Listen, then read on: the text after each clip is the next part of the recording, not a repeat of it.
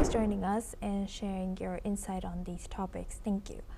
Now we move on to Germany. Germany's coalition's government is set to re-examine its trade policies with China amid rising tensions between the two major economies.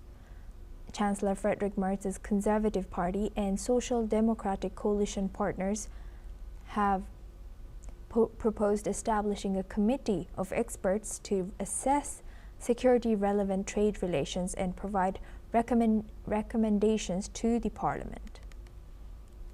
The committee will include academics, industry representatives, and labor officials.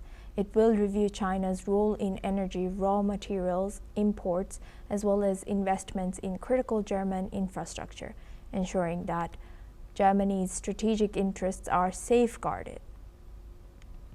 According to the proposal, the committee will report to Parliament twice a year.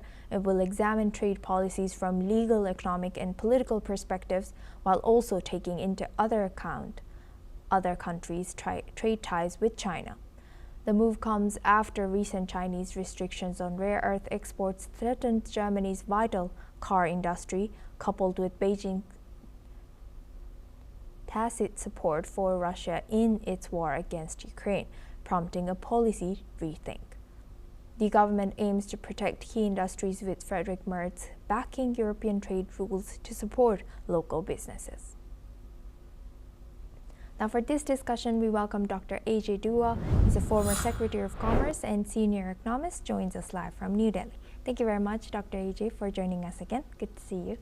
Dr. AJ, now looking at this, how should Germany balance economic dependence on China with the need to safeguard its national and strategic interests? Should countries have the right to intervene in foreign-owned companies operating within their borders? Thank you very much for having me. I think Germany has so far handled its relations with the external world, let me put it that way. That includes all these superpowers, the United States, Russia, as well as China, fairly deftly. Post the Second World War, when it had been ravaged completely, and it has recovered from there in the last 75 or 80 years to be the world's third largest economy and our world's heavy industry and machinery making center of the world virtually. It's such exports go all over the world, including to the United States, and as well as a fair amount to China as well. Now that now that Germany finds that the Chinese have weaponized its trade policies and its trading, it is sitting back and saying, why not us? If China can use its power over rare earths, for instance, to get its foreign policy objectives in line, why shouldn't Germany also be able to protect itself, not necessarily weaponize, but its respond by being alert to make sure that its security concerns are met once China realizes, and I think the meeting between President Xi Jinping and President Trump seems to have given China an impression that it has arrived on the world scene, and then now, because President Trump talked of a G2, that between the two of them, they can be the superpowers and they can decide a lot of things which impact others. So I think the steps taken by the German, now it's due for voting, but likely to be passed this resolution early next week itself, that will make Germany sit up, review all its trade policies vis-a-vis China, initially finding out more about its security concerns. And somebody who's fought 2 world wars badly or at the end of it, they can be concerned about their existence. And the fact that the Chinese just in the last 3 months managed to derail the Germany's advanced manufacturing of cars and car components for cars only by sitting back on the magnets which it produces and the processing of the rare earths.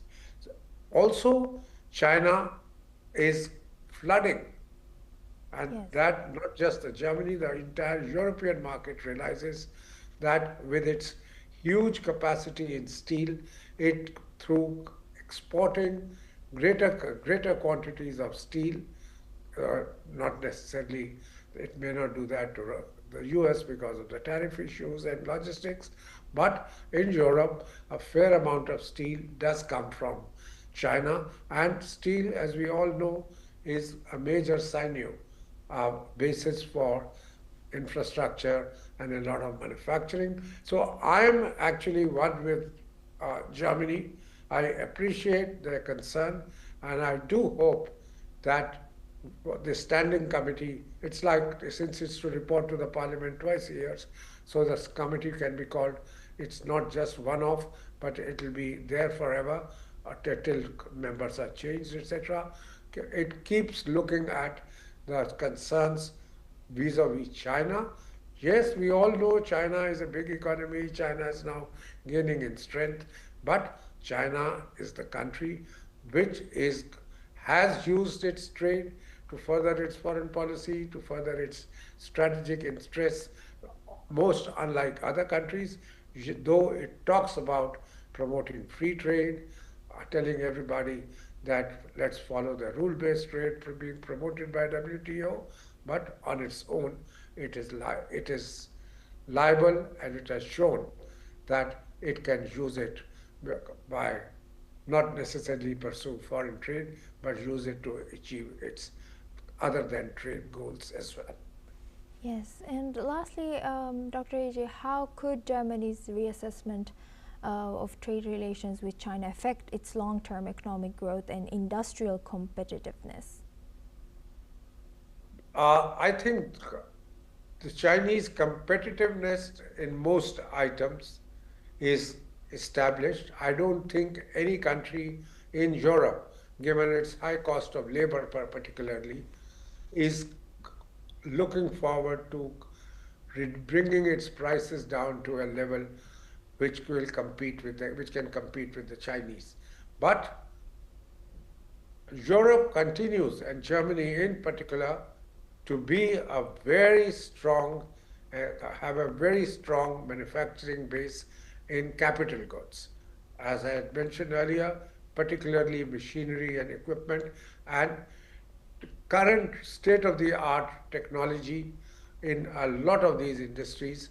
And I think China looks forward, though China is fast developing in certain aspects of technology we all know, particularly robotics, but it also depends upon technology flows from Germany.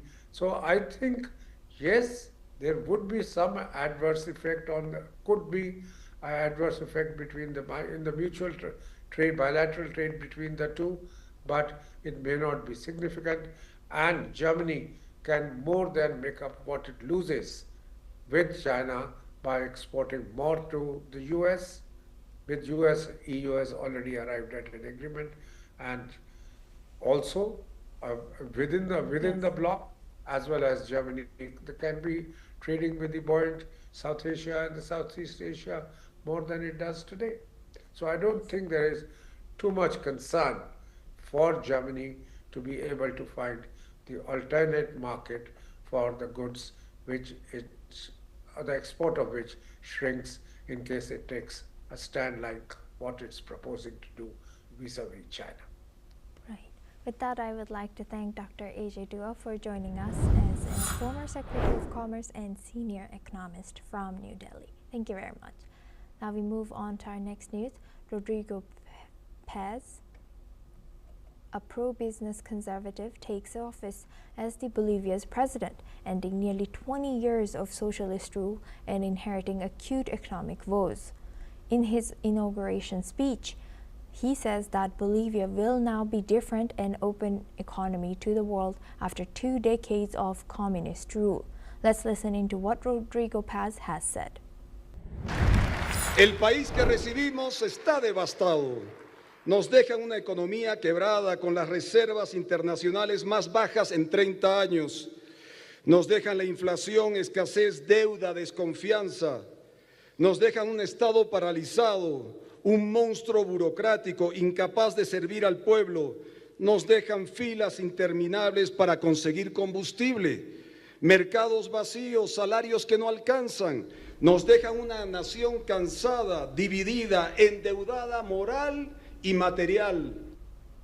Earlier, when Evo Morales was in office from 2006 to 2019, the economy took a sharp turn and nationalized energy resources, meanwhile breaking ties with US and making alliances with China, Russia, Cuba, Venezuela, and other countries in Latin America. World leaders attended the oath ceremony of Rodrigo Paz and congratulated him. That's all.